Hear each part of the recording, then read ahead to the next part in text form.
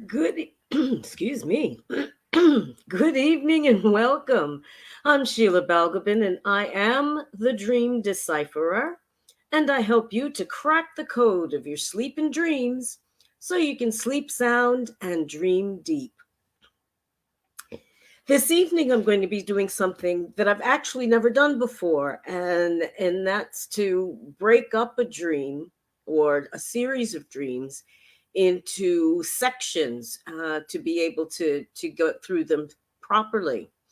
So this evening I have set a first set of dreams, and there are, let's see, two, three. There's four of them, four dreamlets, as I call them. There's very short dreams, and we'll be looking at them as a whole. And then to the following week, we'll look at the second set of dreams and look at them as a whole. And in the third week, I'll actually bring it all together and see what all of these dreams could mean in terms of the dreamer. So let's get started. The first dream, the dreamer reports, or that there's going to on holiday to South America on a shoestring budget. And a friend said, well, you don't need much money to sit on the beach all day. And the dream ends there. The next bit of dream, the dreamer reports that the dreamer's son and wife were making a clock work by using wet clothes as a battery source. And the dream ends there. I tell you, these are very short dreams, but there were a lot of them. The next dream is the dreamer's aunt is talking to him or talking to someone about an ecumenical service that she was helping to organize on the beach by the river. Exactly what is written there, on the beach by the river. And the dream ends there. And finally, the dreamer reports that there was a pacua or bagua on the livery of a lorry or truck parked outside their house. So one of the sons of the dreamer, made a model of the truck that was outside the house uh, from Lego blocks, and the symbol, the bagua or pacua, was put was part of the decoration of this Lego toy. And once the toy was completed, once he had assembled it, the little boy put it next to his fish, and the dream ends there. So what is going on from all these little dreamlets, and how are they related to one another? Now, as always, as said, the secret to looking at a dream is to look at the different elements of it and find out what about that element rings true for the dreamer, and then join those discrete stories together into a coherent whole. So this is how we're going to start with the first dream. The dreamer reports is going to South America for on a shoestring budget to South America on vacation. Now, logically, think about that. As lockdown is easing and the weather is getting nice, people's thoughts are all turning to where can they escape to. And I just wonder if this is an element of that in the dreamer's dream, that perhaps it looking forward to the end of lockdown and being able to go on on holiday or just go out and enjoy life a bit more. There, as I say, there are many people at this point in time are hoping and believing that they'll be able to travel, and are busy trying to find where they can travel safely. But there's also an implication here that there are um, that perhaps there are some financial worries that may be niggling at the dreamer in waking life, being that they've had to want to travel on a shoestring budget, and a friend makes the comment that you don't really need much money to sit on the beach all day, which isn't actually true. You can spend a lot of money at the beach, but in general terms, yes. I mean, sitting quietly and staring at the ocean doesn't cost much.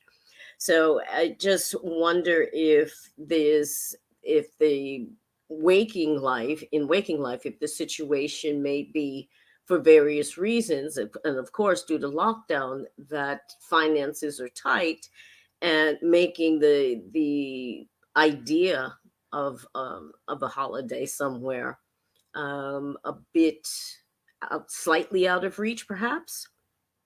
Something to think about.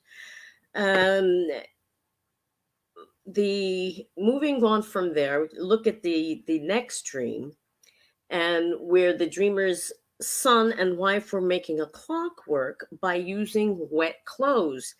And a lot of questions came up with this one for me. The first being, isn't there a possibility of of an electric shock? I'm just thinking that water and electricity don't necessarily mix. And how were these clothes being used to make this clock function? How were these wet clothes able to generate or act as a battery and generate power um, for this clock? There's also another possibility that suggests itself here, and the unconscious mind will use all kinds of devices to get our attention. And I wonder if this is actually a play on words. And my question here is, what or how is something like clockwork in the dreamer's life? So it's, what is it that is, a steady presence like clockwork in the dreamer's life? The wet clothes, for some reason, made me think of wet t-shirts. Don't ask why. But what do these wet clothes represent to the dreamer? What could they possibly mean? What came up for me, interestingly, with this was that um, an image of baptism, actually, of people being immersed in water and having wet clothes and being energized spiritually by doing so. And it even evoked an old spiritual that says, wade in the water, children, God's going to trouble the water. um, so I just wonder if there is an issue here concerning spirituality for the dreamer. As I said, that the water seems to be the operative power here, and I just wonder if there's something about um, religion or religious ritual and its power that may be being pointed at here for the dreamer. But it can also refer back to the first dream, because we're looking at the power of some kind.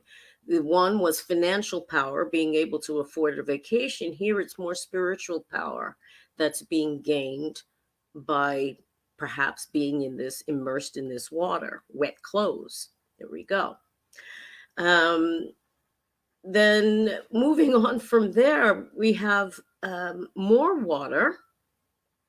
The dreamer's aunt is talking to him or to someone about an ecumenical service on the beach by the river. Now, unless is there such a place, an actual place in waking life for the dreamer where there's a beach and a river nearby? That's pretty unusual in a juxtaposition. So I just wonder if that there's a place that actually exists like that. And my next question here is, what does a beach which is referred to in the first dream, versus a river signify for the dreamer? They're both bodies of water, but what do they in particular mean for the dreamer? What struck me about this is, again, it seems to be some kind of almost, well, biblical references, like, again, immersion in water, baptism. You have the River Jordan and the Sea of Galilee, both which have been places that of spiritual significance. So, and I just wonder what it is about this ecumenical service, which is a service which embraces all Christian faiths. Um, what about that? What is it about the planning of that the aunt is doing that resonates with the dreamer? Is it's something that's uh, embodied? I mean, is it a feeling? Is it a thought? What is evoked by the idea of this ecumenical service that the aunt is or helping to organize? Also, the aunt, is this actually the person in an actual aunt in waking life? An aunt in this sense could possibly be a stand-in for a mother. I mean, it is a mother figure.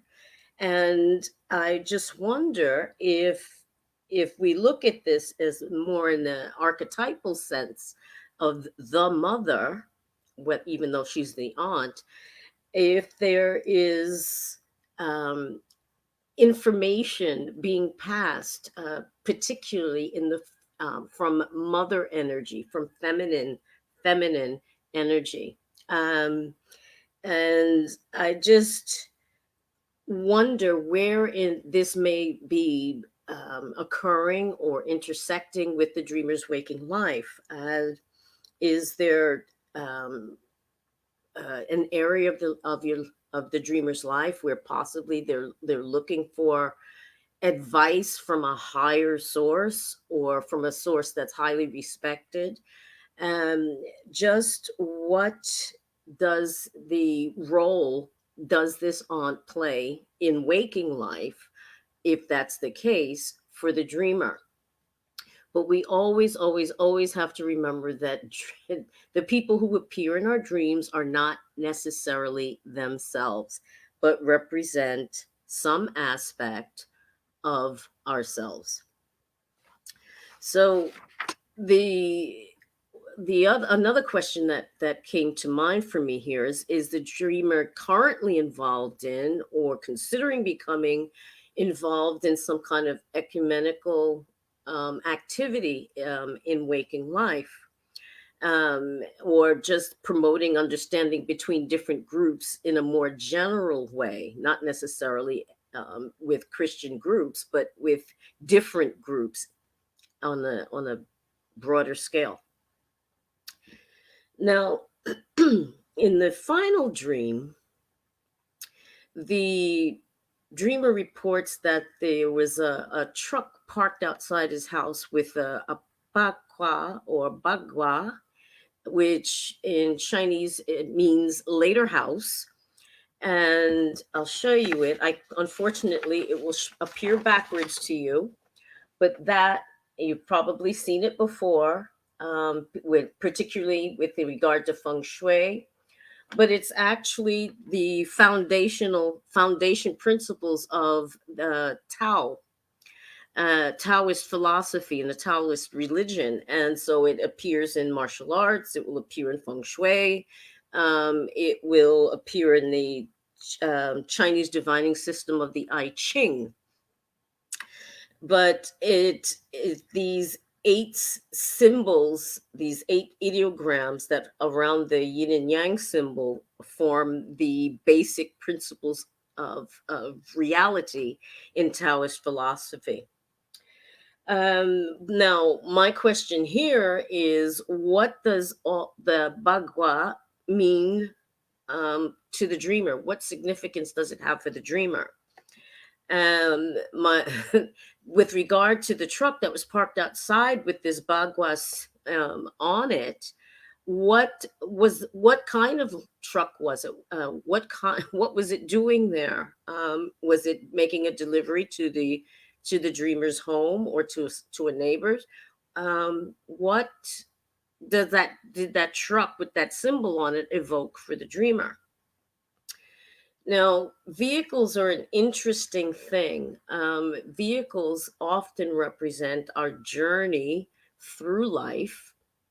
And sometimes we may be on foot, sometimes we may be being driven around, sometimes we're doing the driving, sometimes we're in airplanes, but they can represent at various times the speed, if you will, of our progress in our life journey.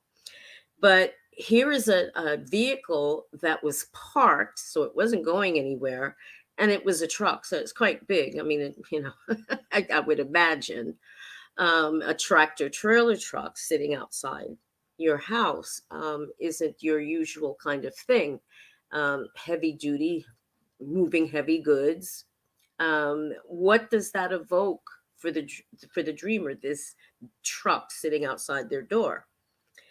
Now, what's interesting is that the little boy makes a model of this truck with the Bagua symbol on it, and then places it next to a fish.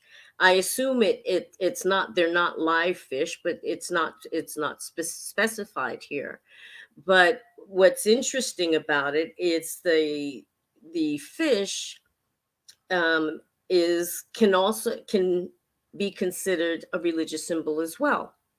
And in fact, in Greek, the ichthys, which is the word for fish, is also uh, not anagram. Can't get the word out. It's an abbreviation for Jesus Christ, Son of God. So there you have a juxtaposition of two different religious symbols, if you will, juxtaposed.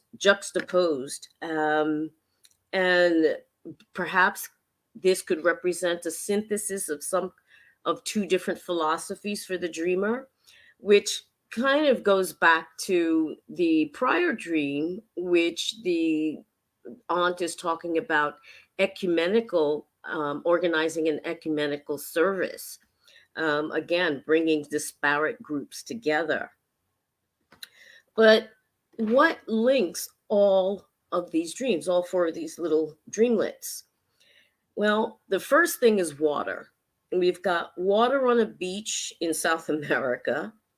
We've got wet clothes generating power in the one dream. We have a bagua, one religious symbol, with another religious symbol related to water, which is a fish. Um, and the ecumenical service was to take place at the beach or by a river, or both. Not quite sure how that works. But again, this also evoked a hymn, an old hymn that's probably quite familiar, perhaps to many people, and it will say, "We will gather at the river which flows from the throne of God." So again, there are these kind of religious symbols that aren't religious symbols that are in here. And there are different religious symbols that are in here, but there's all of them have water in linking them in some way. Water is considered to be a cleansing and healing. There's often people might have said in the past there's power in the water. There's an implication here of immersion in water, which could refer to baptism.